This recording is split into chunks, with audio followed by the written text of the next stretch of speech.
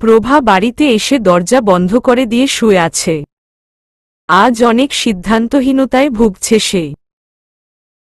এতদিন নিজ সিদ্ধান্তে অটল ছিল যে রায়ানের স্মৃতি নিয়েই বাকি জীবন কাটাবে, কিন্তু আজ আবিরের সাথে কথা বলার পর তার মধ্যে অন্যরকম ভাবনা কাজ করছে। রুহুল আমিনের কথাও ভাবাচ্ছে তাকে। লোকটা সত্যি তাকে অনেক ভালোবাসে। প্রভা যখন সিদ্ধান্তহীনতায় ভোগে তখন সে তার একজন ফেসবুক ফ্রেন্ডের সাথে কথা বলে। এই ফেসবুক ফ্রেন্ডের সাথে তার 2 বছর আগে প্রথম কথা হয় কিরগিজস্তানে থাকাকালীন। লোকটাই প্রথমে মেসেজ দেয়। তিনি নাকি কানাডায় থাকেন। এই লোকটাকে সেটা প্রভা জানে না, কিন্তু লোকটা প্রভার অচেনা হয়েও যেন খুব চেনা হয়ে গেছে। প্রভার সব সমস্যা লোকটার সাথে শেয়ার করে সে, যদিও রায়ানের কথা কখনো বলেনি, কারণ এই কথা সে কারো সাথে সহজে শেয়ার করতে চায় না।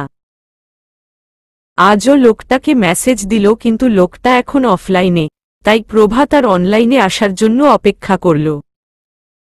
এমন সময় হঠাৎ করে কেউ তার দরজায় নক করে বলল, ভেতরে আসব?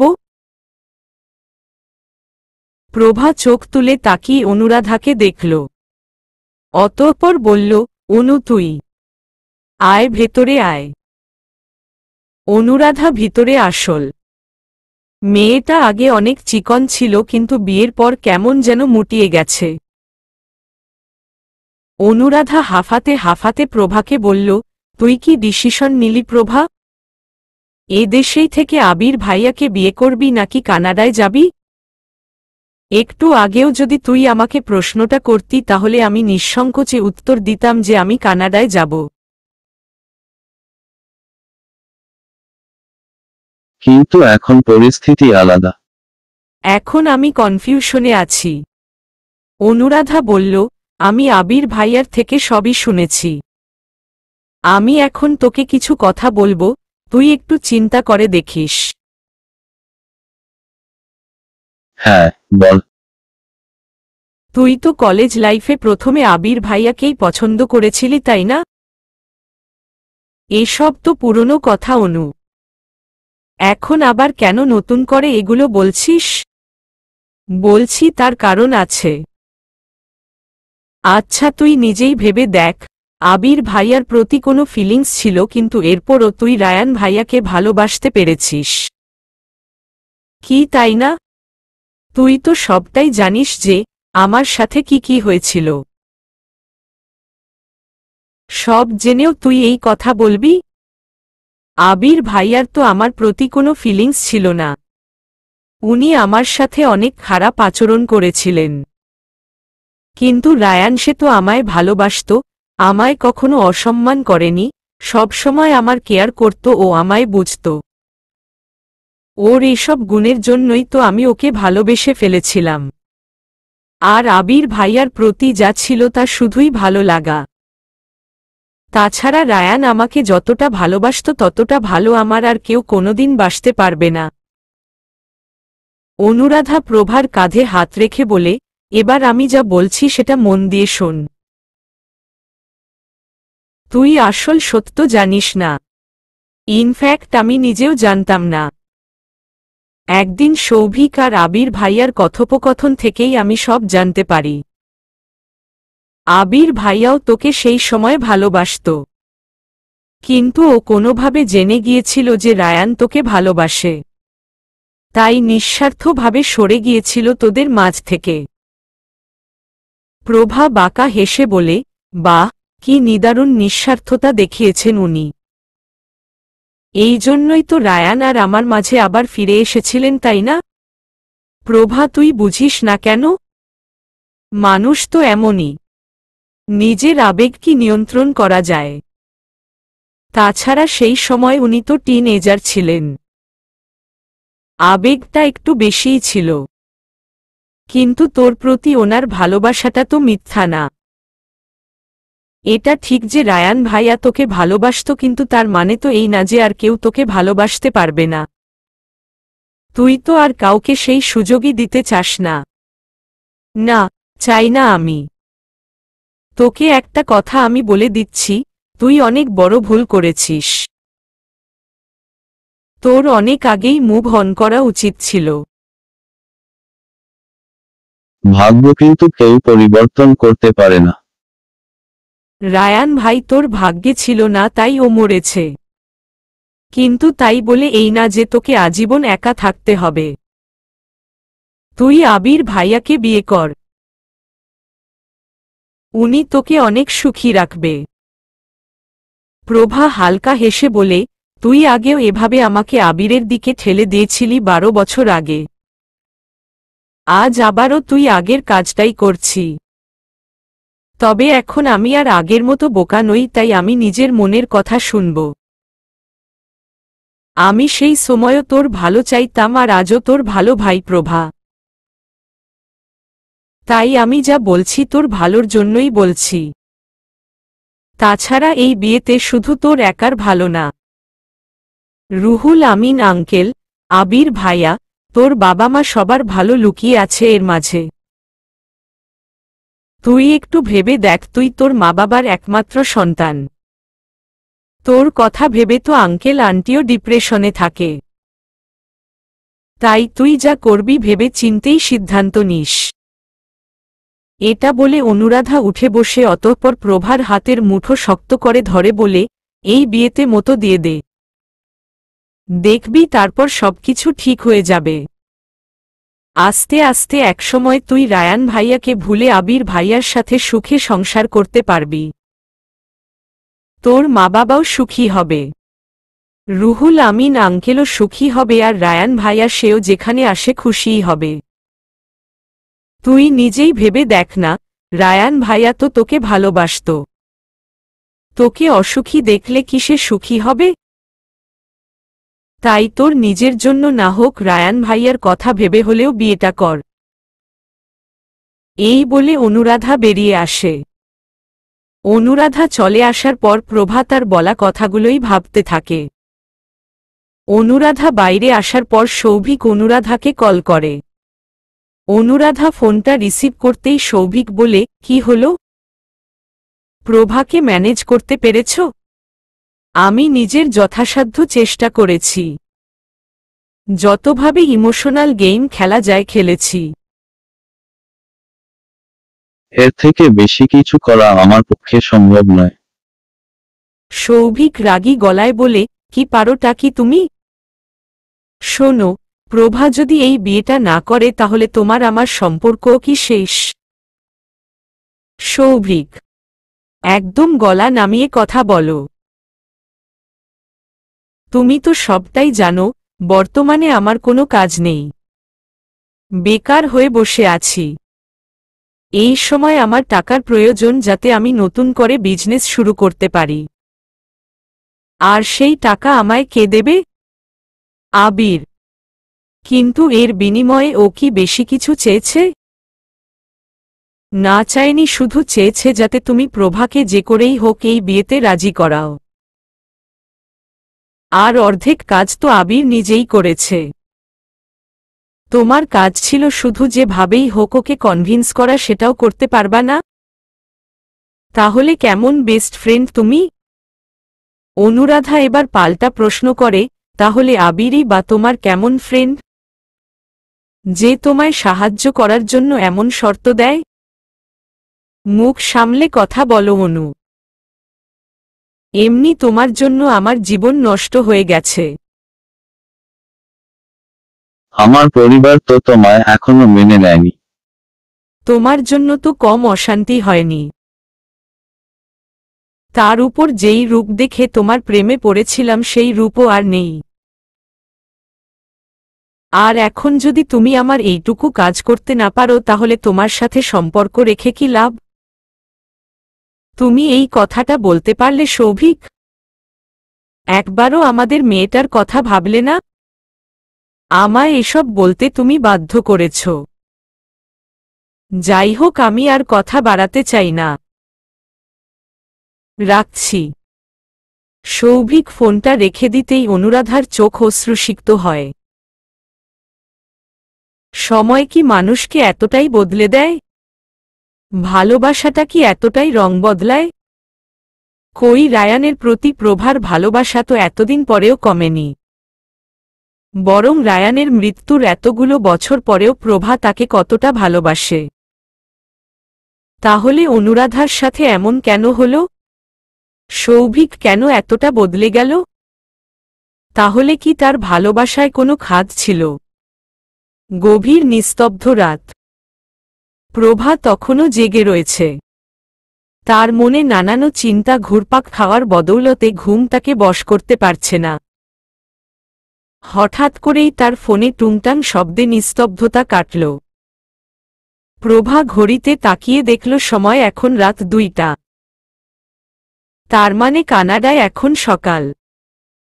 প্রভার আর বুঝতে বাকি রইল না তাকে মেসেজটা কে দিয়েছে। সে ফোনটা হাতে নিয়েই মেসেজের উত্তর দিতে ব্যস্ত হয়ে পড়ল। সে লিখল, এতক্ষণে তাহলে আমার মেসেজের উত্তর দেওয়ার সময় হলো আপনার।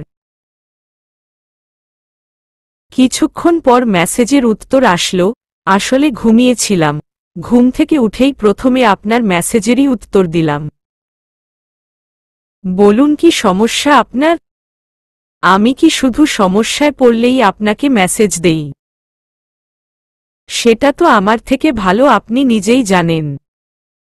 প্রভা আর বেশি বাড়তি কথা বলতে চাইছিল না। তাই নিজের সমস্যার কথা খুলে বলল, আমার ফ্যামিলি থেকে বিয়ের জন্য অনেক চাপ দিচ্ছে। কিন্তু আমি বিয়েটা করতে চাই না।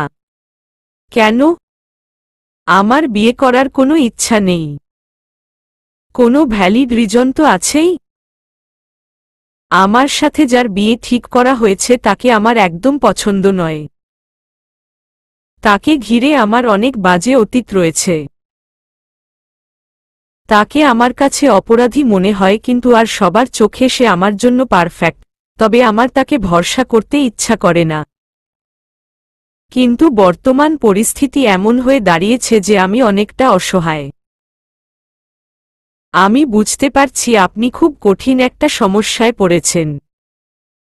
তবে এই কঠিন সমস্যার একটা অনেক সহজ সমাধান আছে।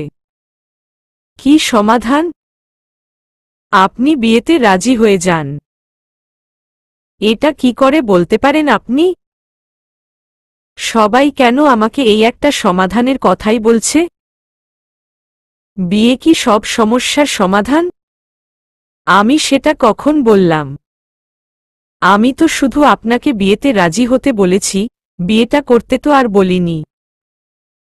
বিয়েতে রাজি হওয়া আর বিয়ে করার মধ্যে তফাত আছে। প্রভা কিছু একটা মনে করে লিখে, কিন্তু এই বিয়েতে রাজি হয়ে আমার কি লাভ? আপনিই তো বললেন আপনার সাথে যার বিয়ে ঠিক হয়েছে আপনার কাছে তাকে অপরাধী বলে মনে হয়, এখন তার কাছাকাছি গিয়েই তো আপনি তার ব্যাপারে আরো ভালো জানতে পারবেন। এভাবে বিয়েটা ভাঙার একটা ভ্যালিড রিজনও দাঁড় করাতে পারবেন নিজের ফ্যামিলির কাছে। প্রভা হেসে মেসেজ করে, এই জন্যই আমার আপনাকে এত ভালো লাগে। আমার সব সমস্যার কত সুন্দর সমাধান করে দেন আমি। অন্যদিক থেকে আর কোনো উত্তর আসে না। প্রভা কিছুক্ষণ রিপ্লাইয়ের জবাব অপেক্ষা করে ঘুমিয়ে পড়ে। এদিকে তার সমস্যার সমাধানকারী বাঁকা হেসে বলে, আমিই যে তোমার জীবনের সব সমস্যার সূত্রপাত। আবির ও সৌভিক একসাথে বসে আড্ডা দিচ্ছে। আবির নানা প্রসঙ্গে কথা বলতে বলতে হঠাৎ একসময় বলল, অনুরাধা কি কাজটা করতে পারবে বলে তোর মনে হয়? পারবে। বেস্ট ফ্রেন্ড তো। প্রভা একটু হলেও ভুলবে ওর কথায়। তুই চিন্তা করিস না। আচ্ছা, তুই বল তোর কি খবর? কি খবর চাস? কোনো কুক্ষণে যে ওই অনুরাধাকে বিয়ে করেছিলাম, আমার জীবনটা একদম তেজপাতা করে দিল। আমার ছোট ভাই মা বাবার পছন্দে বিয়ে করল। শ্বশুর বাড়ি থেকে অনেক যৌতুক পেল। বাবাও তার উপর খুশি হয়ে নিজের সব সম্পত্তি ওর নামেই লিখে দিয়েছে। এদিকে অনুরাধাকে বিয়ে করে আমি সব দিক থেকে বঞ্চিত হয়েছি। তুই তো জানিসই ওর বাপের বাড়ি থেকে অন্য জায়গায় বিয়ে ঠিক করেছিল। সেই সময় আমার আবেগের বয়স ছিল, তাই পালিয়ে এনে বিয়ে করি। পরে যদিও বা ওর পরিবারে বিয়েটা মেনে নেয়, কিন্তু যৌতুক আর পাওয়া হলো না। আর আমার পরিবারে তো ওকে মানেইনি। তাও আগে একটু দেখতে শুনতে ভালো ছিল। বাচ্চাটা হওয়ার পর থেকে যা মোটা হয়েছে, ওর উপর আমার আর রুচিই আসে না। জানিস আমি কতদিন থেকে ওর সাথে ফিজিক্যালও হই না। ওকে দেখলেই রুচি চলে যায়। আবির বাঁকা হেসে বলে, আরে এত চিন্তা করিস না, আমার কথা মতো চল, দেখবি জীবনে শুধু লাভ আর লাভ। এই মেয়েটাকে দেখ। বলেই আবির নিজের ফোন থেকে একটা মেয়ের ছবি বের করে সৌভিককে দেখায়।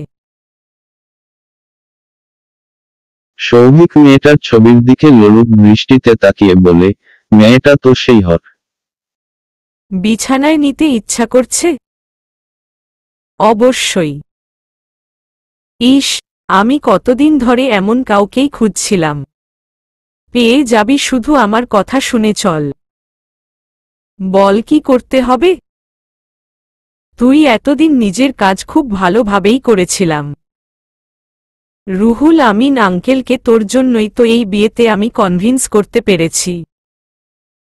এখন তোকে আর বেশি কিছু করতে হবে না।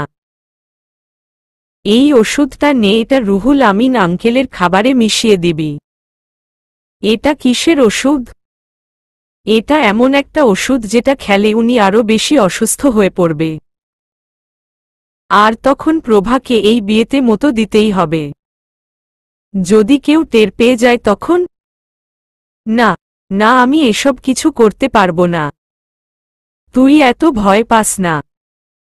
আমি আছি তো, আমি সব ম্যানেজ করব। তাছাড়া রুহুল আমিন আঙ্কেল তোকে অনেক ভরসা করে, তাই তোকে উনি সন্দেহ করবে না। আর এখন ওনার বাড়ির সবাইকে তো আমিই নিয়ন্ত্রণ করি। তাই তুই বাড়তি চিন্তা করা বন্ধ কর। শুধু নিজের লাভের কথা ভাব। জীবনে ভালো মানুষ হয়ে কোনো লাভ পাওয়া যায় না। সৌভিক বলে উঠল, একদম ঠিক বলেছিস তুই। ভালো মানুষ হয়ে আসলেই কোনো লাভ নেই। আমি ভালো মানুষ হয়ে কোনো লাভ পেয়েছি জীবনে? কত বছর বেকার বসেছিলাম,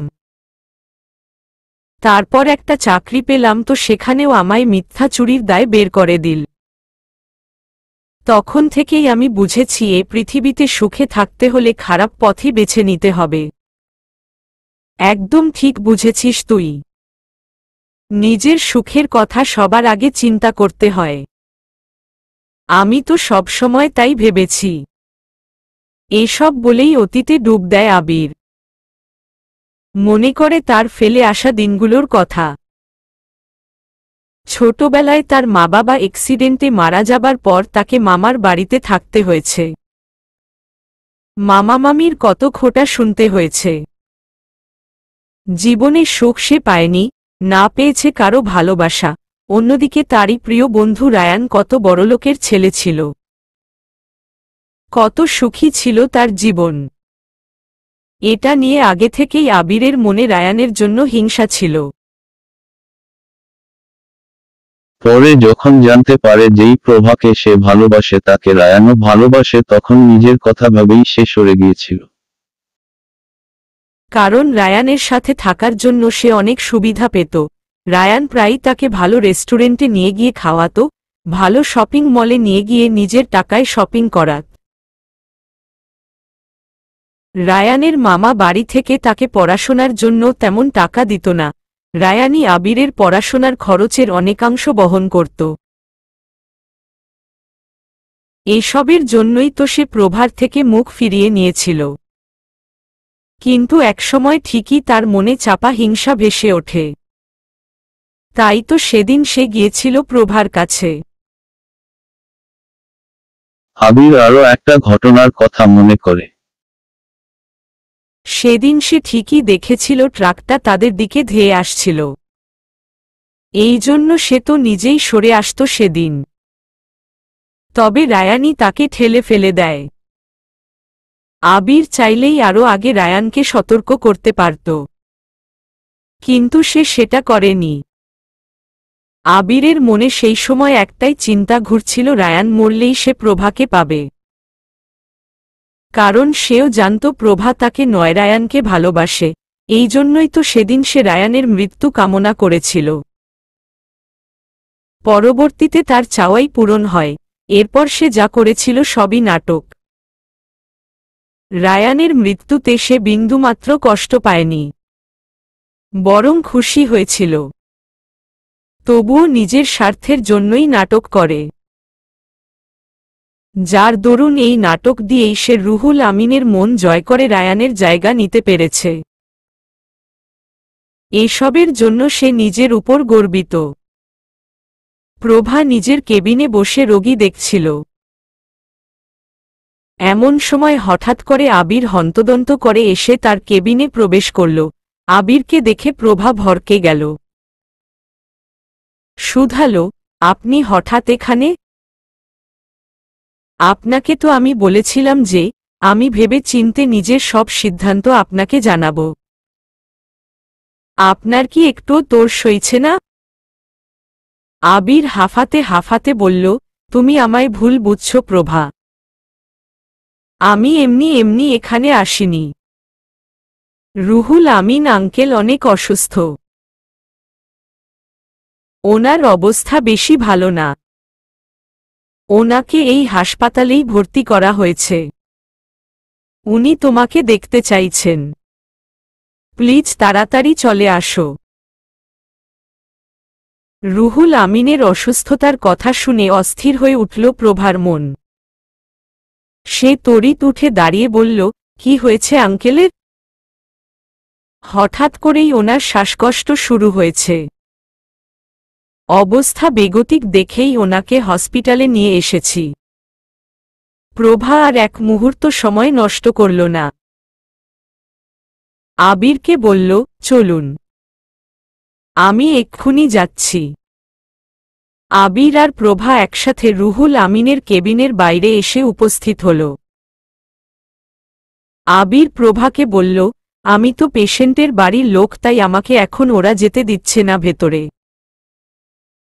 তুমি তো একজন ডাক্তার, তুমি গিয়ে ওনার সাথে দেখা করো।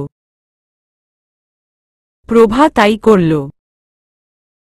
কেবিনে প্রবেশ করেই রুহুল আমিনের চিকিৎসার দায়িত্বে থাকা ডাক্তারকে সে বলল, ওনার অবস্থা এখন কেমন? আরে প্রভা, উনি তো তখন থেকে আপনার কথাই বলছিলেন। ওনার অবস্থা বেশি ভালো না, তীব্র শ্বাসকষ্টে ভুগছিলেন। ওনাকে অক্সিজেন দেওয়ার ব্যবস্থা করা হয়েছে। আশা করি দ্রুতই সুস্থ হয়ে উঠবেন। প্রভা বৃদ্ধ রুহুল আমিনের দিকে তাকাল। লোকটাকে দেখে প্রভার অনেক খারাপ লাগে। গোটা চট্টগ্রামের মানুষ এই লোকটাকে শ্রদ্ধা করে। একজন এমপি হয়েও যে জনগণের সেবা করা যায়, নিজের স্বার্থের ঊর্ধ্বে গিয়ে সকলের মন জয় করা যায়, তার উদাহরণ এই লোকটা। অথচ আজ তার এই কি বেহাল দশা। প্রভা একটা দীর্ঘ শ্বাস ফেলে বলল, আপনি দ্রুত সুস্থ হয়ে উঠুন আঙ্কেল। আমি এই কামনাই করি। বলেই সে কেবিন থেকে বেরিয়ে আসে। প্রভাকে বাইরে আসতে দেখে আবির তার নিকটে গিয়ে বলে, আঙ্কেলের এখন কি অবস্থা? উনি ঠিক আছেন তো? আপনি চিন্তা করবেন না, উনি ঠিক হয়ে যাবেন ইনশাআল্লাহ। আবির প্রভাকে দেখানোর জন্য নাটক শুরু করল। মিছে কান্না করে বলতে লাগল, ওই লোকটাই তো এখন আমার একান্ত আপন। উনি ছাড়া আমার আর কে আছে বলো? ওনার কিছু হয়ে গেলে যে আমি একদম একা হয়ে যাব। প্রভা নিশ্চুপ থাকে। আবিরের নিদারুণ অভিনয় আর চোখের জল দেখে তার মনেই হয় না যে সে কত বড় নাটক করছে। প্রভার মন একটু হলেও গলে যায় আবিরের প্রতি। সে আবিরকে আশ্বাস দিয়ে বলে, আল্লাহর উপর ভরসা রাখুন, উনি সবকিছু ঠিক করে দেবেন। এটুকু বলেই প্রভা সেখান থেকে বিদায় নেয়। কারণ একটু পর তার একটা অস্ত্রোপচার করতে হবে। অটি থেকে বেরিয়ে সোজা রুহুল আমিনকে দেখতে তার কেবিনের সামনে গিয়ে হাজির হল প্রভা। বাইরে থেকে সে একটি সুন্দর দৃশ্য দেখতে পেল। আবির নিজের হাতে রুহুল আমিনের পাশে বসে তার হাত পা ডলে দিচ্ছে, তার জন্য চোখের জলও ফেলছে। এসব দেখে প্রভার মন আবিরের প্রতি আরও কোমল হতে থাকে। প্রভা ভাবে আজ রায়ান বেঁচে থাকতো হয়তো সেও এভাবেই নিজের বাবার সেবা করত। আবিরের প্রতি তার এতদিনের ধারণা এখন ভুল মনে হতে থাকে। তার মনে হয় সত্যি হয়তো আবির অতীতের জন্য অনুতপ্ত। তাই হয়তো সে এখন রুহুল আমিনের সেবা করছে এভাবে। প্রভা কেবিনে প্রবেশ করে। রুহুল আমিনের পাশে গিয়ে বলে, আপনি এখন ঠিক আছেন আঙ্কেল? রুহুল আমিন অসুস্থতার মাঝেও স্মিত হেসে বলেন, পরিস্থিতি আর আমায় কই ঠিক থাকতে দিচ্ছে মা। যতবার আমার মনে পড়ে আমার ছেলের শেষ ইচ্ছাটা অপূর্ণই থেকে যাবে ততবার আমার বুক কেঁপে ওঠে। মৃত্যুর পর ওর সামনে গিয়ে দাঁড়াবো কিভাবে? প্রভা চুপ হয়ে থাকে। কিছু বলার নেই তার। আবির বলে ওঠে, আঙ্কেল, কারো ওপর জোর করার অধিকার তো আমাদের নেই। আপনি এসব নিয়ে ভাববেন না। এতে আপনার শরীর আরো খারাপ হবে। প্রভা রুহুল আমিনের পাশে বসে তার হাতটা ধরে আশ্বাসের সুরে বলে, আপনি চিন্তা করবেন না আঙ্কেল। রায়ানের শেষ ইচ্ছা অপূর্ণ থাকবে না। আমি আবিরকে বিয়ে করতে রাজি আছি। প্রভার মুখে এই কথা শুনে আবিরের মনে যেন লাড্ডু ফোটে। সে মনে মনে বলে, অবশেষে প্রভাকেও আমি তোর কাছ থেকে চিরতরে কেড়ে নিতে পেরেছি রায়ান। তোর সবকিছুই এখন আমার। রুহুল আমিন প্রভার মাথায় হাত বুলিয়ে বলে, আমি জানি তুমি রায়ানকে অনেক ভালোবাসো, হয়তো সারা জীবনই এমন ভালোবেসে যাবে। তবে তোমার কাছে একটাই অনুরোধ, এই হতভাগা আবিরকে একটু ভালোবাসা দিও। ছেলেটা বড্ড ভালোবাসার কাঙাল। প্রভা এর প্রত্যুত্তরে কিছু বলে না। কারণ তার পক্ষে রায়ান ছাড়া অন্য আর কাউকে ভালোবাসা সম্ভব নয়। আবির সেদিনই প্রেস কনফারেন্স ডাকল। প্রেস কনফারেন্সের মূল উদ্দেশ্য ছিল রুহুল আমিনের শারীরিক অবস্থার সর্বশেষ পরিস্থিতি নিয়ে সবাইকে অবগত করা। কিন্তু আবির মূলত তার আর প্রভার বিয়ের ব্যাপারটাকেই হাইলাইট করেছে, যাতে প্রভা আর এরপর চাইলেও নিজের সিদ্ধান্ত থেকে সহজে পিছিয়ে আসতে না পারে। সব নিউজ চ্যানেলেই এই নিউজটা চর্চিত হয় যে চট্টগ্রামের এমপি আবির হোসেন বিয়ে করতে চলেছেন প্রভা আহসানকে। এইদিকে প্রভা উদাস মনে হাসপাতালের করিডোরে বসে রয়েছে। হঠাৎ করেই ভীষণ মানসিক দ্বন্দ্বে ভুগছে সে। পারিপার্শ্বিক পরিস্থিতি যে মানুষকে কতটা অসহায় করে দিতে পারে তার বাস্তব উদাহরণ এখন সে নিজেই। প্রভা চোখ বন্ধ করল। এমতাবস্থায় সে শুধু রায়ানকেই দেখল পেল। এমন সময় হঠাৎ কারো ডাকে তার ঘোর ফিরল। একজন নার্স এসে তাকে বলল, ম্যাম, আপনাকে ইমিডিয়েটলি অটিতে যেতে হবে। যাচ্ছি। প্রভা উঠে বসে। নিজের ব্যক্তিগত জীবনের জন্য সে দায়িত্বে অবহেলা কিছুতেই করতে পারে না। তাই সে নিজের মন খারাপ পাশ কাটিয়ে যেতে লাগল। হঠাৎ করেই খানের কেবিনের সামনে এসে তার মনে হল ভেতরে যেন কোনো ঝামেলা হচ্ছে। খানি রুহুল আমিনের চিকিৎসার দায়িত্বে আছেন। প্রভা কৌতূহলবশত সেখানে দাঁড়িয়ে পড়ল। তখনই খানের কেবিন থেকে বেরিয়ে এলেন নার্স সুমি। তাকে ভীষণ ভীত লাগছিল। সুমি চলে যেতে নিলে প্রভা তাকে দাঁড় করাল। সুমি দাঁড়িয়ে পড়ল। প্রভা তার কাছে গিয়ে বলল, ভেতরে কিসের ঝামেলা লেগেছে? কিছু না। সত্যি করে বলো। সুমির সাথে প্রভার বেশ ভালো সম্পর্ক। প্রভাকে বেশ সম্মানও করে সুমি। নার্সদের মধ্যে সেই বেশ অন্যরকম, প্রতিবাদী স্বভাবের। সুমি এদিক ওদিক তাকিয়ে প্রভার কাছে এসে বলে, জানেন ম্যাম, মিস্টার রুহুল আমিনের কেস নিয়ে আমার কিছু সন্দেহ আছে। আমি একজন নার্স হওয়ায় আমারও ওষুধ সম্পর্কে কিছু ধারণা আছে। রুহুল আমিনকে যেসব ওষুধ খাওয়ানো আছে তার মধ্যে নিশ্চয়ই কোনো ভেজাল আছে। আমি নিজের চোখে দেখেছি খান প্রেসক্রিপশনে যেসব ওষুধ লিখে দিচ্ছে তা একজন শ্বাসকষ্ট রোগীর আরোগ্যের জন্য নয়, বরং এসব খেলে শ্বাসকষ্ট আরও বাড়তে পারে। এইসব কি বলছো তুমি সুমি? আমি একদম ঠিক বলছি। কিন্তু ডাক্তার খান কেন এমন করবেন হঠাৎ? উনি তো এই হাসপাতালের অনেক পুরাতন একজন ডাক্তার। সেটা তো আমি বলতে পারবো না। তবে আমি এমপি মহোদয়ের সাথে ওনাকে এসব বিষয় নিয়ে কথা বলতে শুনেছি। আবির।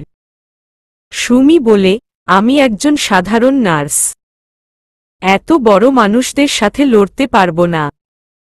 তাই এই বিষয়ে আর কোনো সাহায্য করতে বলবেন না প্লিজ। বলেই সুমি চলে যায়। প্রভা সুমির বলা কথাগুলোই ভাবতে থাকে। তার মনে সন্দেহ দানা বাঁধে। প্রভা মনে মনে বলে, তাহলে কি আবিরের এসব ভালো মানুষের পেছনে গভীর কোনো চক্রান্ত লুকিয়ে আছে? আমাকে সবটা জানতেই হবে। আমি আঙ্কেলের কোনো ক্ষতিই হতে দেব না। প্রভা আজ বাড়িতে ফিরল উদাস মনে। তার মনে ঘুরপাক খাচ্ছে বিভিন্ন চিন্তা ভাবনা, যা তাকে শান্তিতে থাকতে দিচ্ছে না মোটেই। আবিরের প্রতি তার সন্দেহ ক্রমশ বাড়ছে। তাই সব সত্য প্রভাকে বের করতে হবে, আর সেটা যত তাড়াতাড়ি সম্ভব। এদিকে প্রভা বাড়িতে আসতেই দেখল তার বাবা মায়ের খুশি মন। প্রজ্ঞা বেগম এগিয়ে এসে প্রভার মাথায় হাত রেখে বললেন, তাহলে শেষমেশ আল্লাহ তোকে সুবুদ্ধি দিল। এখন তুই বিয়ে করে সংসারী হলেই আমি আর তোর বাবা নিশ্চিত নই। প্রভা মলিন হাসল শুধু। আকরাম খান নিজের মেয়ের উদ্দেশ্যে বললেন, বিয়ের পর দেখবি তুই অনেক সুখী হবি। অতীত আর ফিরে আসবে না তোর জীবনে। প্রভা এসব কথায় মনোযোগ দিল না। তার এখন আবিরের ব্যাপারে জানতে হবে, আর এই জন্য সে একটা পন্থা বেছে নিল। প্রভা আবিরের ব্যাপারে ইন্টারনেটে সার্চ করল। এতে অবশ্য তার নামে ভালো ভালো নিউজই সামনে এলো। কোথাও গরিবদেরকে বস্ত্র বিতরণ করছে, তো কোনো অনাথ আশ্রমে দান খয়রাতি করছে। এসব দেখে প্রভার মনে হল, একটা মানুষ কি সত্যি এত সুন্দর নাটক করতে পারে? সমাজের সামনে এতটাও ভালো সেজে থাকা যায়? এমন একজন মানুষ যখন জনপ্রতিনিধি হয় তখন তো সেই এলাকার মানুষ কিছুতেই সেফ থাকে না। আমাকে এসব ব্যাপারে আরও খোঁজ নিতে হবে। হঠাৎ করেই একটা নিউজে প্রভার চোখ আটকে গেল। নিউজে প্রভা দেখল সেখানে লেখা, ড্রাগ ডিলিংয়ের কেসে জড়িত হিসেবে সন্দেহ করাচ্ছে হচ্ছে চট্টগ্রাম ২ আসনের সংসদ সদস্য আবির হোসেনকে। প্রভা আরও বিস্তারিত নিউজ পড়ল। সেখান থেকেই সে বুঝল কেসটা নিয়ে পড়ে আর কথা হয়নি, তার মানে এই কেসটাকে ধামাচাপা দেওয়া হয়েছে। হয়তো নিজের ক্ষমতাকে কাজে লাগিয়েই এটা করেছে আবির। প্রভা নিউজটার ভাবনা থেকে বেরিয়ে এসে বলল, যতই মুখোশ পরে থাকুন না কেন মিস্টার আবির হোসেন, আপনি যে কেমন মানুষ সেটা আমি উপলব্ধি করতে পারছি। এবার শুধু আপনার বিরুদ্ধে কোনো প্রমাণ চাই আমার। পরদিন সকালে ঘুম থেকে উঠেই প্রভা দেখল তার মা বাবাকে ভীষণ ব্যস্ত লাগল। প্রভা এসব দেখে জিজ্ঞেস করল, কি হয়েছে? তোমাদের এমন দেখাচ্ছে কেন? আকরাম খান হেসে বলেন, আমাদের মেয়ের এনগেজমেন্ট বলে কথা। আমাদের তো একটু ব্যস্ত হতেই হবে। কত গেস্টদের দাওয়াত দিতে হবে? প্রভা হতবাক হয়ে বলে, এনগেজমেন্ট মানে? মিস্টার রুহুল আমিন তো আজ কল করেছিল। উনিই তো বললেন আজ তোর আর আবিরের এনগেজমেন্ট করাতে চান। এভাবে হঠাৎ করে? ওনারা নেতাফেতা মানুষ, অনেক ব্যস্ত থাকেন। এখন হয়তো ফ্রি আছেন, তাই তাড়াহুড়ো করে এনগেজমেন্টটা করিয়ে দিতে চাইছেন। প্রভা হতাশার নিঃশ্বাস ফেলল। না, আবিরের মতো একজন মানুষকে সে কিছুতেই নিজের জীবনে জড়াবে না। তাই তাকে যা করতে হবে দ্রুততার সাথেই করতে হবে। এই ভাবনা নিয়েই সে বাড়ি থেকে বের হতে নিল। এমন সময় প্রজ্ঞা বেগম তার পথ আটকে বলল, তুই এখন আবার কোথায় যাচ্ছিস? আজ তোর কোথাও যাওয়ার দরকার নেই। আমাকে যেতেই হবে মা, আমার খুব জরুরি কাজ আছে। এই বলে আর কোনো কথা শুনেই প্রভা চলে গেল। প্রজ্ঞা বেগম হতাশ হয়েছে রইলেন শুধু। এদিকে প্রভা রুহুল আমিনের সাথে দেখা করতে এসেছে। আজ সকালেই রুহুল আমিন হাসপাতাল থেকে বাড়ি এসেছেন। আবির তখন বাড়িতে ছিল না। প্রভাকে দেখেই রুহুল আমিন বললেন, প্রভা মা, তুমি এসেছ? হ্যাঁ আঙ্কেল, শুনলাম আপনি নাকি আজ আমাদের এনগেজমেন্ট করাবেন বলে ভেবেছেন। ঠিক শুনেছ। আসলে আমার শারীরিক অবস্থা তো বুঝতেই পারছ। আর কদিন বাঁচি না মরি তার তো কোনো ঠিক নেই। এই জন্য আমি চাচ্ছি আমার জীবনোদ্দশাতেই তোমাদের বিয়েটা হোক।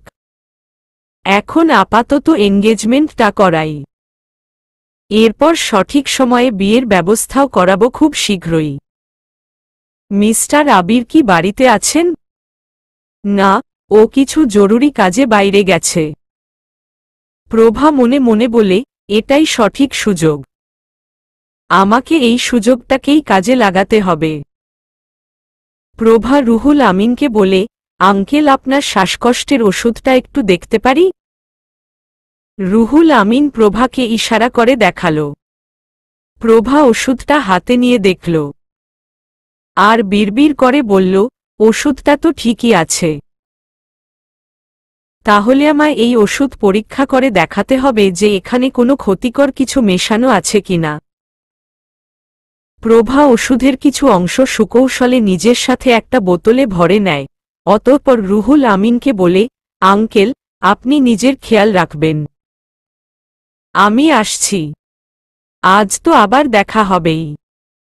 আচ্ছা মা, সাবধানে যেও। প্রভা ওষুধের স্যাম্পল নিজের সাথে এনেছে। এখন তার উদ্দেশ্য এই স্যাম্পলটা ল্যাবে টেস্ট করাতে হবে। তারপর যেই রেজাল্ট আসবে সেটা দেখেই সে আবিরের আসল রূপ সবার সামনে আনতে পারবে। তখন সন্ধ্যাবেলা। আবির ও প্রভার এনগেজমেন্টের আয়োজন তখন করা শেষ। এখন সবাই শুধু প্রভার আসার জন্যই অপেক্ষা করছে। কিন্তু প্রভার আসার কোনো কথা নেই। এদিকে রুহুল আমিনও নিজের রুম থেকে বের হননি এখনো। প্রজ্ঞা বেগম রাগে গজগজ করছেন।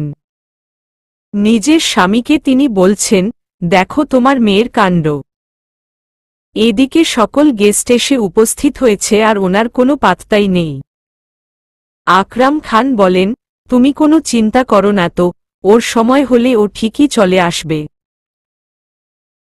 হয়তো কোনো কাজে আটকে পড়েছে। আবির এগিয়ে এসে তাদেরকে বলল, আপনারা চিন্তা করবেন না। আমি প্রভাকে আনতে ওর হাসপাতালে পৌঁছে যাচ্ছি। আবির বেরিয়ে পড়ে প্রভার হাসপাতালের সামনে গিয়ে দাঁড়ায়। প্রভা তখনই হাসপাতাল থেকে বের হয়। আবির প্রভাকে দেখে বলে, এসো, আমি তোমাকে নিতে এসেছি। প্রভা আবিরের কথা মতো চুপচাপ তার গাড়িতে উঠে পড়ে। গাড়িতে চলার পথে আবির অনেক কথা বলে। প্রভা শুধু হু হা করতে থাকে। এমন সময় হঠাৎ প্রভার ফোন বেজে ওঠে। সে ফোনটা হাতে নেয়। রিপোর্ট এসে গেছে। প্রভা যা সন্দেহ করেছিল তাই ঠিক, রুহুল আমিনের ওষুধে ভেজাল আছে। প্রভাকে ফোনে ব্যস্ত দেখে আবির বলে, এত মনোযোগ দিয়ে কি দেখছ? প্রভা স্বাভাবিকভাবে বলে, তেমন কিছু না। আবির বাঁকা হাসে, হঠাৎ অন্ধকার একটা স্থানে গাড়ি থামিয়ে বলে, আমাকে এতটা বোকা ভেবো না প্রভা।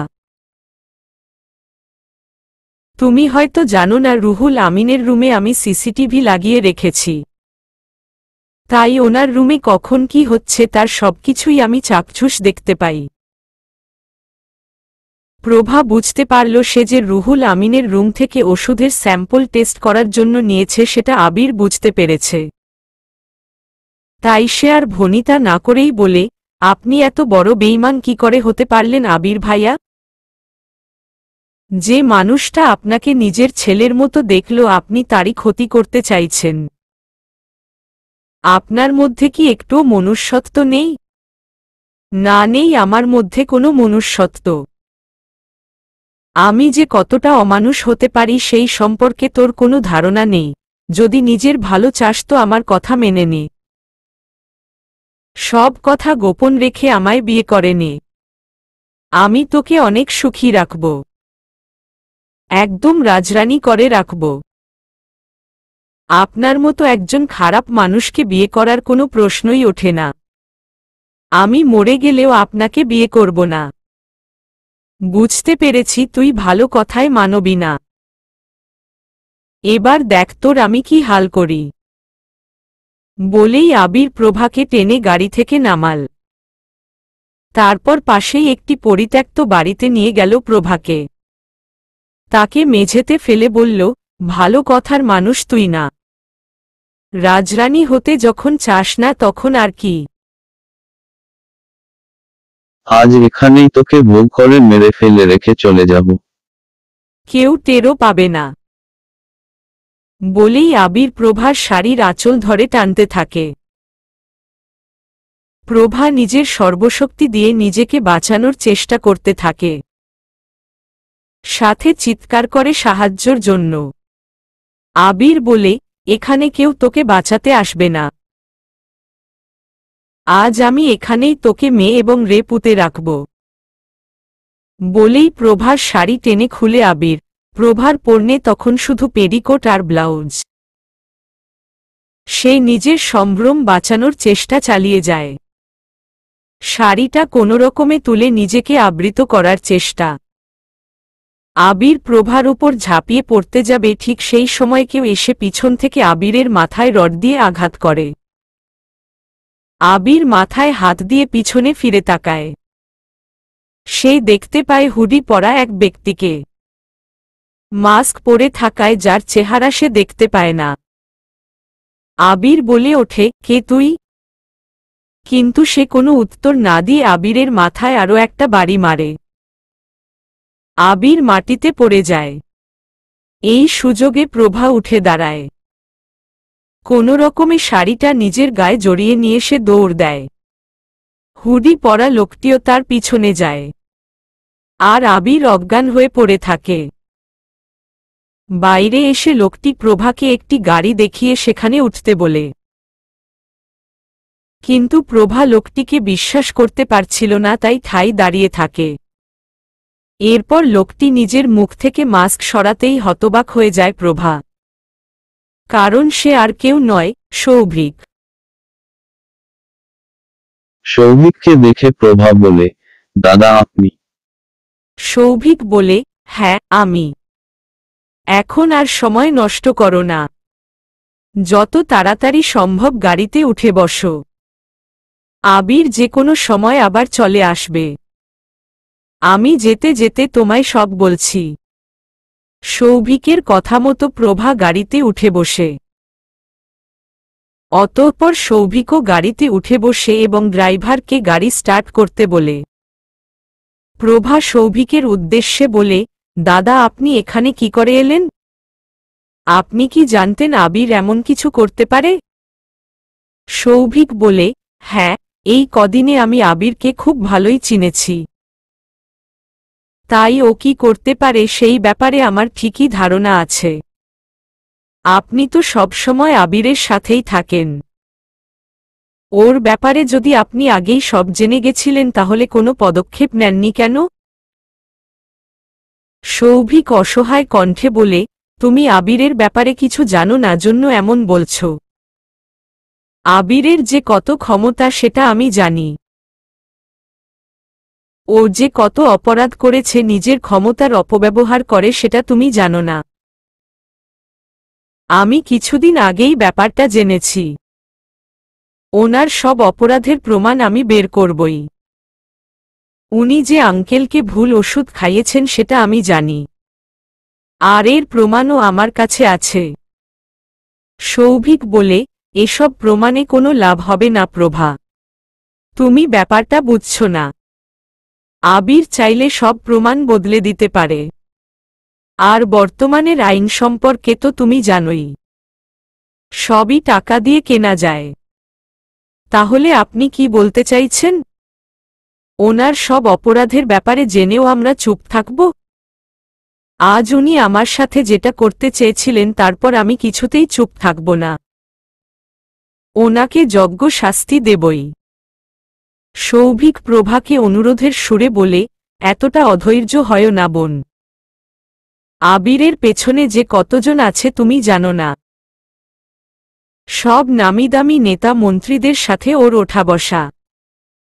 তুমি ওর বিরুদ্ধে কিছুই প্রমাণ করতে পারবে না, উল্টে ওই তোমাকে ফাঁসিয়ে দেবে। তার মানে আপনি কি চাইছেন দাদা? আমি চুপ থাকি? আমি মোটেই সেটা চাইছি না। কিন্তু এখন তোমার ভালোর জন্য এছাড়া আর কোনো উপায় নেই। আপাতত এখানে থাকা তোমার জন্য নিরাপদ নয়। আবির কুত্তাটা এখন যেন তেন প্রকারে তোমার ক্ষতি করতে চাইবে। তোমায় মেরে ফেলতে দুবার ভাববে না। আমি এটার ভয় পাই না। আমি ওনার মুখোশ খুলবই। এখনই সেটার সঠিক সময় আসেনি বোন। তুমি তোমার এই দাদার উপর ভরসা রাখো। আমি আবিরের সব মুখোশ খুলে দেব। কিন্তু এখন সবথেকে বড় ব্যাপার হচ্ছে তোমার নিরাপত্তা। আমি রায়ানকে কথা দিয়েছিলাম তার অবর্তমানে আমি তোমায় দেখে রাখব। আমার সেই কথা আমি রাখবই। এই বলে সৌভিক নিজের ব্যাগ থেকে কিছু কাগজপত্র বের করে প্রভার হাতে তুলে দিয়ে বলে, এই নাও। কি আছে এখানে? এখানে তোমার কানাডায় যাওয়ার পাসপোর্ট, ভিসা সব আছে। প্রভা অবাক হয়ে বলে, কিন্তু এগুলো কিভাবে হলো? আমি তো এখনো অ্যাপ্লাই করিনি। এখন এত কিছু বলার সময় নেই বোন। আমি তোমায় এখন বিমানবন্দরে নিয়ে যাচ্ছি, একটু পরেই কানাডার ফ্লাইট।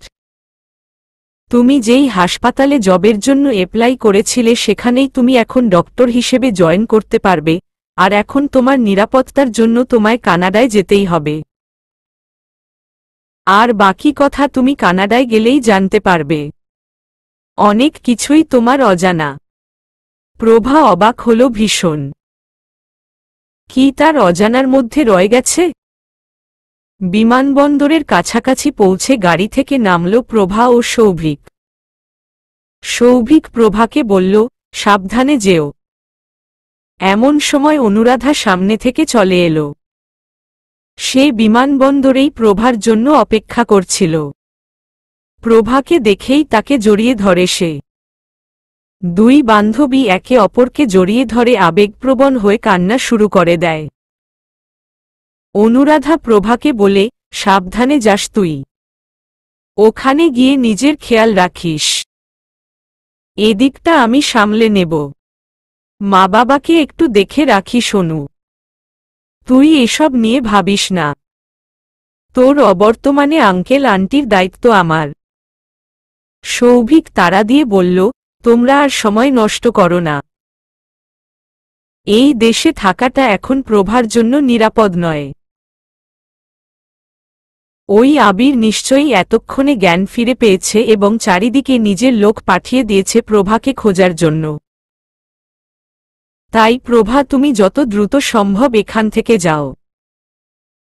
প্রভা অনুরাধা ও সৌভিকের থেকে বিদায় নিয়ে চলে যায় বিমানবন্দরের ভেতরে।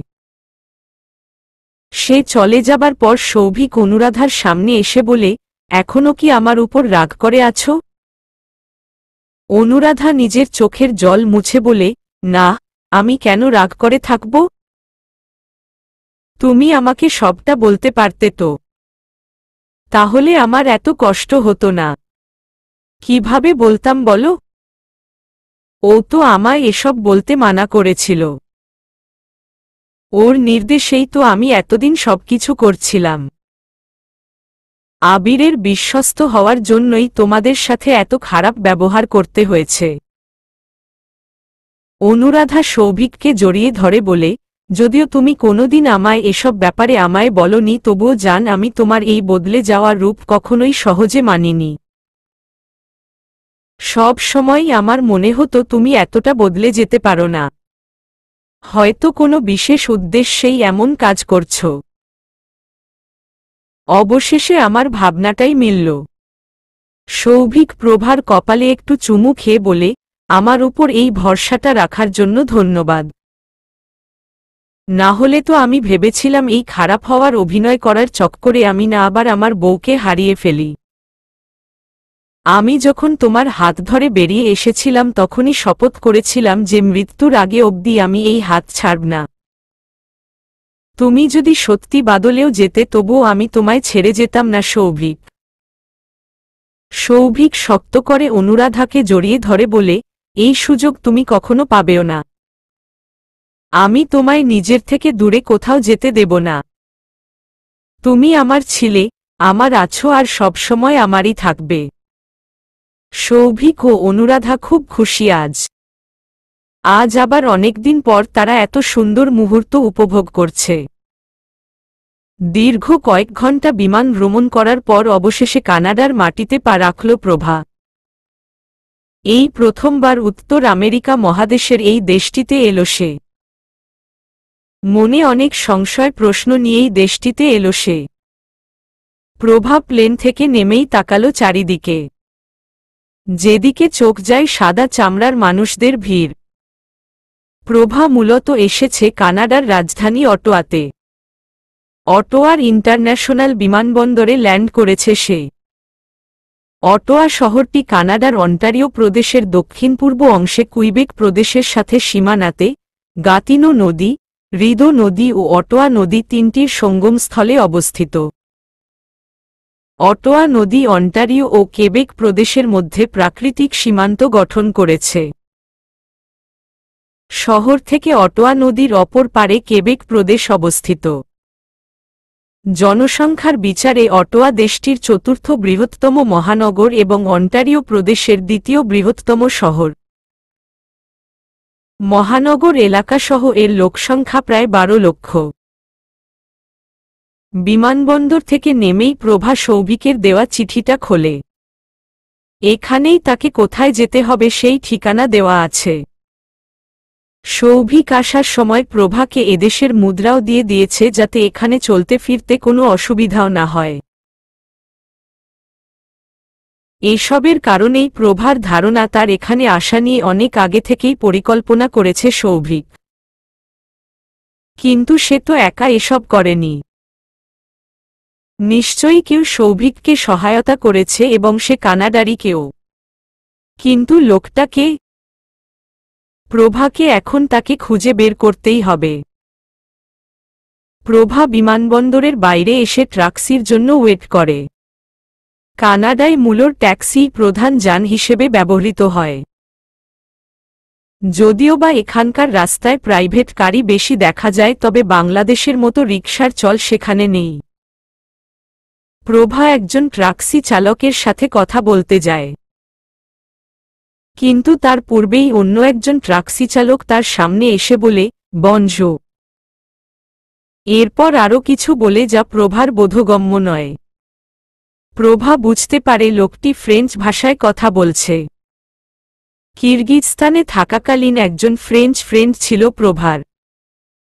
তার কাছ থেকে টুকটাক ফ্রেঞ্চ ভাষা শিখেছে, তাই সে জানে বনজো মানে হলো হ্যালো।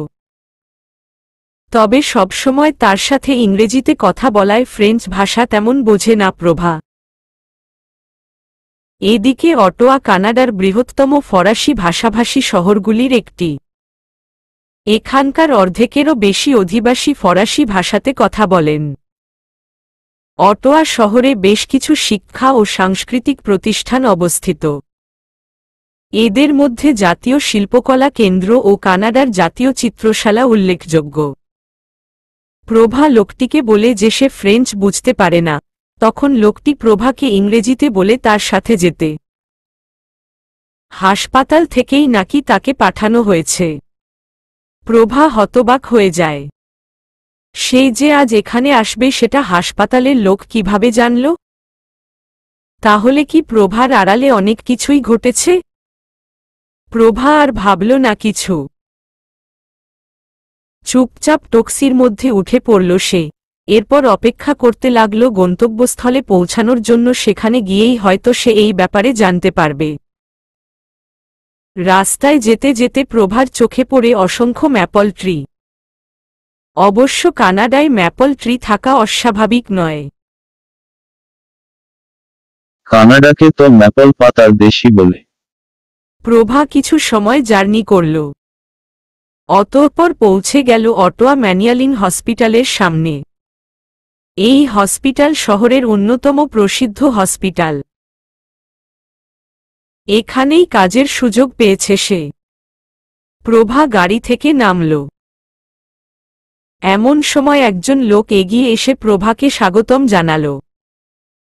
প্রভাকে যেই বিষয়টা অবাক করল সেটা হলো লোকটা বাঙালি এবং তিনি বাংলাতেই কথা বলছেন। প্রভাকে নিজের পরিচয় দিয়ে তিনি বলেন, হ্যালো, আমি অভিষেক চক্রবর্তী। আমি মূলত ভারতের পশ্চিমবঙ্গ রাজ্য থেকে এখানে এসেছি। আমিও এই হসপিটালের একজন ডাক্তার। শুনলাম আজ এখানে নতুন একজন বাঙালি ডাক্তার আসছেন, তাই আমি স্বাগত জানানোর জন্য চলে এলাম। প্রভা ভদ্রতার সূচক হাসল। অতঃপর অভিষেক চক্রবর্তীকে বলল, আপনাকে ধন্যবাদ। ধন্যবাদ জানানোর প্রয়োজন নেই। বিদেশে বাঙালি তো বাঙালিকে দেখবে, তাই না? আপনি আসুন, আমার সাথে আসুন। আমি আপনাকে ভেতরে নিয়ে যাচ্ছি। লোকটি প্রভাকে নিজের সাথে করে নিয়ে যায়। যাওয়ার পথে অনেক গল্পও করে এখানকার সম্পর্কে। তিনি কানাডার আবহাওয়া সম্পর্কে বলতে গিয়ে বলেন, বর্তমানে কিন্তু কানাডায় মনসুন মানে বর্ষাকাল চলছে। যখন তখন বৃষ্টি শুরু হয়ে যায়, তাই নিজের সাথে ছাতা রাখবে সবসময়। প্রভা হ্যাঁ বোধক মাথা নাড়ায়। একটু সামনে এগোতেই হঠাৎ করে অভিষেক চক্রবর্তী কাউকে দেখে দাঁড়িয়ে যায়। প্রভাকে তার সাথে পরিচয় করিয়ে দিয়ে বলে, প্রভা, ইনি হলেন সানা প্রিস্ট, এই হাসপাতালের ম্যানেজিং ডিরেক্টর। প্রভা সানার সাথে পরিচয় করে নেয়। সানা মূলত বছর 40-এর একজন স্বপ্নবাজ মহিলা, যিনি খুব কম বয়সেই অনেক সফলতা অর্জন করেছেন। প্রভাকে দেখে তিনি অভিবাদন জানান। প্রভাকে এখানে আসার জন্য ওয়েলকামও করেন। সবার এমন ব্যবহারে প্রভা আপ্লুত হয় খুব। সানা প্রভার সাথে কথা বলা শেষ করে সামনে এগোয়। তারপর কাউকে একটা মেসেজ করে বলে, ব্রো, সে এসে গেছে কানাডায়। তুমি তাকে দেখতে আসবে না? বিপরীত দিক থেকে উত্তর আসে, সে যখন এসে গেছে তখন তার টানে তো আমায় যেতেই হবে। এদিকে ডাক্তার অভিষেক চক্রবর্তী প্রভাকে হাসপাতালের আশেপাশটা ঘুরিয়ে দেখায়। পর বলেন, আপনার তো কাল থেকে ডিউটি, তাই আজ আমি আপনাকে হাসপাতালটা ভালোভাবে দেখিয়ে দিলাম যাতে কোনো সমস্যা না হয়। এছাড়া যদি কোনো সমস্যায় পড়েন তাহলে আমায় জানাবেন। প্রভা তখন বলে, আসলে আমি তো এখানে আজই প্রথম এলাম, তাই এখানে কোথায় থাকবো সেটা এখনো ঠিক করিনি। অভিষেক চক্রবর্তী হেসে বলেন, এটা নিয়ে কোনো চিন্তা করতে হবে না। এই হসপিটালের সকল বিদেশি কর্মীদের জন্য এখান থেকেই রুমের ব্যবস্থা করে দেওয়া হয়। পাশের একটি ফ্ল্যাটেই আপনার থাকার ব্যবস্থা করা হয়েছে। আর শুধু তাই নয়, 3 বেলার খাবারও হাসপাতাল থেকেই দেওয়া হয়। আপনি আমার সাথে আসুন, আমি আপনাকে আপনার রুম দেখিয়ে দিচ্ছি। প্রভা অভিষেক চক্রবর্তীর সাথে যেতে থাকে। লোকটাকে তার কাছে অনেক ভালো মনে হয়। বিদেশের মাটিতে এমন নিঃস্বার্থভাবে সাহায্য করার মতো লোকের খুব অভাব। প্রভা তো ভেবেছিল এখানে এসে না জানি কোনো অকুল পাথারে পড়বে, কিন্তু এখন তো সে দেখছে সব সমস্যারই সমাধান হয়ে যাচ্ছে। তখন বিকেল বেলা। কানাডার আবহাওয়া বর্তমানে বেশ উষ্ণ। প্রভা এসেছে থেকে ফ্ল্যাটের মধ্যেই অবস্থান করছে। বর্তমানে তার কেমন জানি দমবন্ধ লাগছে সবকিছু। তাই সে একটু বাইরে ঘোরার জন্য বের হল। এখানে আসার পর অভিষেক চক্রবর্তী তাকে এখানকার সিম কার্ডের ব্যবস্থা করে দিয়েছে। তাই প্রভা নিজের ফোনটাও সাথে নিয়ে নিল, যাতে করে কোনো সমস্যায় পড়লে অভিষেক চক্রবর্তীকে কল করতে পারে। লোকটা প্রভাকে নিজের নাম্বারও দিয়েছে। প্রভার এখন কেমন জানি মনে হচ্ছে, সত্যিই কি মানুষ এমন নিঃস্বার্থ হয়, নাকি তিনি কারো কথা মেনে এসব করছেন?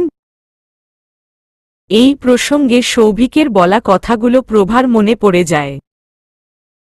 সৌভিক তো বলেই ছিল কানাডায় সব ব্যবস্থা করাই আছে, কিন্তু কে করল এসব?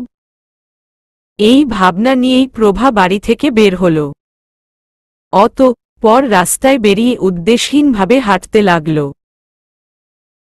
কিছুদূর গিয়ে প্রভা অবলোকন করল আকাশ কালো মেঘে ছেয়ে গেছে। হয়তো একটু পরই বৃষ্টি শুরু হবে। প্রভার ভাবনার মাঝেই টিপটিপ বৃষ্টি শুরু হল। প্রভা দীর্ঘ শ্বাস ফেলল। বেশ অনেকটা দূরই সে চলে এসেছে। এখানে কোনো ট্যাক্সিও পাওয়া যাবে না। প্রভার আফসোস হল খুব। অভিষেক চক্রবর্তী তো তাকে সতর্ক করেই ছিল বৃষ্টির ব্যাপারে। সেই আমলে নেয়নি। এখন হয়তো এভাবে বৃষ্টিতে ভিজতে হবে। প্রভা একটা ল্যাম্পপোস্টের সামনে এসে দাঁড়াল। বৃষ্টির গতি বাড়ছে। প্রভা ভিজে যাচ্ছিল, এমন সময় হঠাৎ পিছন থেকে কেউ তার মাথায় ছাতা ধরে। প্রভা হতবাক হয়ে যায়। আজ থেকে 12 বছর আগে রায়ান তার মাথায় যেভাবে ছাতা ধরেছিল ঠিকই একইভাবে। এ যেন ইতিহাসের পুনরাবৃত্তি। কিন্তু কে এই ব্যক্তি যে তার মাথায় ছাতা ধরল? কেন জানি প্রভার নাকে অনেকদিন পর চেনা একটা ঘ্রাণ ভেসে এলো। অতীতের কথা মনে করে সে অস্ফুটস্বরে বলে উঠল, রায়ান, তুমি ফিরে এসেছ। প্রভা টের পেল কারো একজনের অস্তিত্ব। কেউ ছাতা হাতে তুলে তাকে বৃষ্টি থেকে আড়াল করছে। প্রভার মনে হল এটা রায়ান। তাই সে অস্ফুটস্বরে বলে, রায়ান, আপনি ফিরে এসেছেন আবার। প্রভার সাথে সাথেই পিছনে ফিরে তাকায়। পিছনে ফিরে তাকাতেই হতাশায় মজে যায় সে। প্রভার দৃষ্টিগোচর হয় দুটো নীল চোখ। ব্যক্তিটির মাস্ক পরে আছে বিধায় তার মুখ সে দেখতে পায় না। হতাশার শ্বাস ফেলে। লোকটির নীল চোখ, ব্রাউন কালারের চুল দেখেই বোঝা যায় সে এদেশীয় কেউ। তাই প্রভা নিজের ভুল বুঝতে পেরে হতাশ হয়। যুবকটি প্রভার থাকা ছাতাটি তুলে দিয়ে বলে, take this umbrella, otherwise you will drench in the rains water. কথাটুকু বলেই যুবকটি চলে যায়। অদ্ভুতভাবে এই কণ্ঠটা অনেক পরিচিত লাগে প্রভার। হুবহু রায়ানের মতো। কিন্তু সেটা কি করে হতে পারে? ইনি তো একজন বিদেশি ব্যক্তি। তাই প্রভা নিজের মনের দ্বন্দ্ব দূর করার জন্য যুবকটিকে ডাক দিল। বলল, প্লিজ ওয়েট। যুবকটি দাঁড়াল। প্রভা তার সামনে গিয়ে বলল, can you show me your face please? যুবকটি বোধহয় হাসল। পর বেশ ঠান্ডা মেজাজেই বলল, sorry, I can't, excuse me. বলেই সে চলে যায়। প্রভার হতাশার পাল্লা বাড়ে। যুবকটির কণ্ঠ এবার ভালো করে শুনেছে প্রভা। তাই তার আবারও মনে হয় এটাই রায়ান। সে চিৎকার করে বলে, রায়ান। কিন্তু যুবকটি এবার আর অপেক্ষা করে না। ত্রস্ত পায়ে হেঁটে চলে যায়। প্রভা তাকে অনুসরণ করতে যায়, কিন্তু কিছুক্ষণের মধ্যেই যুবকটি তার দৃষ্টিগোচর হয়ে যায়। প্রভা হতাশার শ্বাস ফেলে বলে, এতদিন পর তো একটা আশার আলো দেখতে পেলাম।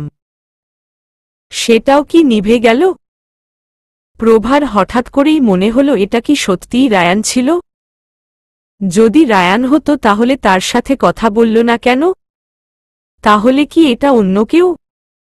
প্রভা কিছু বুঝতে পারছে না। সে তো কণ্ঠটা শুনেছে ঠিক করে, অবিকল রায়ানের মতো। কিন্তু এ যে ভিনদেশী যুবক। প্রভার কাছে সবটা কেমন খালি খালি লাগছে। সে আর কিছু ভাবতে পারছে না। হঠাৎ করেই তার মাথা ঘুরতে থাকে। এরপর প্রভার চোখ ধীরে ধীরে ঝাপসা হয়ে যায়। সে লুটিয়ে পড়ে মাটিতে। এমন সময় ঝাপসা চোখে সে দেখতে পায় কেউ এগিয়ে আসছে তার দিকে। জ্ঞান হারানোর পূর্বে আবারও তার দৃষ্টিতে এসে বাঁধে সেই দুটি নীল চোখ। প্রভার জ্ঞান ফিরলে সে নিজেকে হাসপাতালের কেবিনে আবিষ্কার করে। তার পাশেই বসে থাকতে দেখতে পায় ডাক্তার অভিষেক চক্রবর্তীকে। প্রভা খুঁজতে থাকে সেই নীল চোখের যুবকটিকে। অভিষেক চক্রবর্তী প্রভার জ্ঞান ফিরতে দেখে বলে, আপনি ঠিক আছেন তো? দেখেন তো কি কাণ্ড। ডাক্তার হতে এসে তো আপনি একদম রোগী হয়ে গেলেন। প্রভা বলল, আসলে হঠাৎ করেই অসুস্থ হয়ে পড়েছিলাম। কিন্তু আমাকে এখানে কে নিয়ে এলো? অভিষেক চক্রবর্তী বলল, আমি যতদূর শুনেছি একজন যুবকই আপনাকে এখানে নিয়ে এসেছে। প্রভা অস্থির হয়ে জানতে চায়, সেই যুবক এখন কোথায়? আমাকে প্লিজ তার কাছে নিয়ে চলুন না। অভিষেক চক্রবর্তী বলেন, আপনি আগে শান্ত হন মিস প্রভা। উনি আপনাকে হসপিটালের মধ্যে রেখেই চলে গেছে। উনি আমার সাথে দেখা না করেই চলে গেল? আপনি ওনাকে চেনেন নাকি? কে ছিলেন উনি? প্রভা সম্বিত ফিরে পেয়ে বলে, না, মানে আমার এত বড় উপকার করলেন তো, তাই ওনাকে ধন্যবাদ দেওয়ার ছিল। কিন্তু পারলাম না। আরে এটা নিয়ে এত ভাবতে হবে না। এখানে সবাই এমন হেল্পফুল। আমার বাঙালিদের মতো কানাডিয়ানরা নয়। আমাদের বাঙালিদের ব্যাপারে তো জানোই, একবার কোনো উপকার করলে ঢাকঢোল পিটিয়ে বেড়ায়। কিন্তু কানাডিয়ানরা এমন না। কিছুদিন এখানে থেকেই বুঝতে পেরেছি এরা অনেক পরোপকারী এবং ভদ্র জাতি। এরপর চক্রবর্তী আরও অনেক কথা বলতে থাকেন, কিন্তু প্রভা সেসব কথায় আর কানই দেয় না। সে তো শুধু ওই নীল চোখের যুবকের কথা ভাবতে থাকে। তার কেন জানি মনে হচ্ছে এই ছেলের সাথে রায়ানের অনেক মিল। তাই প্রভাকে যে করেই হোক তার সন্ধান পেতেই হবে। কিন্তু সেটা কি আদৌ সম্ভব হবে? 1 মাস পর। প্রভার কানাডায় পৌঁছানোর পর 1 মাস অতিবাহিত হয়েছে। এই 1 মাসে প্রভা কানাডায় নিজেকে মানিয়ে নিয়েছে। প্রথম দিকে একটু অসুবিধা হলেও সে এখন নিজেকে সামলে নিয়েছে। নিয়মিত সে অনুরাধার মাধ্যমে নিজের মা-বাবারও খবর নেয়। তবে সেই দিনের পর আরও অনেক খুঁজেও সেই যুবকের কোনো খোঁজ পায়নি প্রভা। তাই তার আশাও ছেড়ে দিয়েছে। প্রভা আজ হসপিটালের ডিউটি শেষে বের হচ্ছিল। এমন সময় তার এক সহকর্মী ইলিয়ানা এসে তাকে বলে, আজ আমরা একটা কনসার্ট দেখতে যাব। তুমি কি যাবে আমাদের সাথে? প্রভা আপত্তি জানিয়ে বলে, সরি, আসলে আমি আজ খুব টায়ার্ড আছি। তাই যেতে পারবো না। It's okay. তুমি যেতে না পারো, কিন্তু আমরা যেই কনসার্টে যাচ্ছি সেখানে আজ কে আসবে সেটা আগে শোনো শুধু। কে আসবে? রকস্টার রিহান। রকস্টার রিহান? কে তিনি? তুমি রকস্টার রিহানকে চেনো না? ও মাই গড, ওয়েট, আমি তোমাকে ওনার একটা গান শোনাচ্ছি। এই বলেই ইলিয়ানা নিজের ফোন বের করে একটা গান চালিয়ে দেয়। This night is cold in the kingdom. I can feel you fade away. From the kitchen to the bathroom sink and your steps keep me awake. Don't cut me down, throw me out, leave me here to waste. I once was a man with dignity and grace. Now I am slipping through the cracks of your cold embrace. So please, please, could you find a way to let me down slowly? A little sympathy, I hope you can show me. If you wanna go, then it'll be so lonely. If you are leaving, baby, let me down slowly. Let me down, down, let me down, down, let me down. Let me down, down, let me down, down, let me down. If you wanna go, then it'll be so lonely. If you are leaving, baby, let me down slowly. Cold skin, drag my feet on the tile. As I am walking down the corridor. And I know we haven't talked in a while. So I am looking for an open door. Don't cut me down, throw me out, leave me here to waste. I once was a man with dignity and grace. Now I am slipping through the cracks of your cold embrace. So please, please, could you find a way to let me down slowly? A little sympathy, I hope you can show me. If you wanna go, then it'll be so lonely. If you are leaving, baby, let me down slowly. Let me down, down, let me down, down, let me down. Let me down, down, let me down, down, let me down. If you wanna go, then it'll be so lonely. If you are leaving, baby, let me down slowly. প্রভা গানটা শুনে হতবাক হয়ে যায়। কণ্ঠটা তার কাছে নিদারুণ চেনা লাগে। 12 বছর আগে এই কণ্ঠেই তো সে সুমধুর গান শুনেছিল যা আজও তার কানে বাজে। প্রভা ইলিয়ানার উদ্দেশ্যে বলে, আমি তোমার সাথে যাব। To be continue.